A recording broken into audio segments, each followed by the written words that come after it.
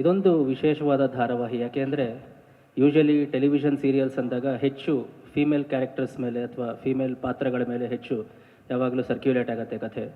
ಆದರೆ first time ಇಲ್ಲಿ ಒಂದೇ ಒಂದು ಹೆಣ್ಣಿನ ಪಾತ್ರ, ಅದು ನಮ್ಮ ಹೀರೋಯಿನ್. ಅದನ್ನು ಬಿಟ್ಟು 4 ಜನ ಹೀರೋಗಳು.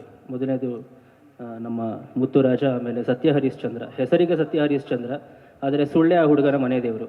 ಯಾವಾಗಲೂ ಸುಳ್ಳು ಹೇಳ್ಕೊಂಡೇ ಜೀವನ ಮಾಡ್ತಾ ಇರ್ತಾನೆ. 3ನೇ ಅವನು ಕಂಠೀರವ, 4ನೇ ಅವನು ಮಯೂರ. ಸೊ ನಮಗೆ ಈ ಸೀರಿಯಲಲ್ಲಿ 4 ಜನ ಹೀರೋಗಳು ಮತ್ತು ಒಬ್ಬಳು ಹೀರೋಯಿನ್.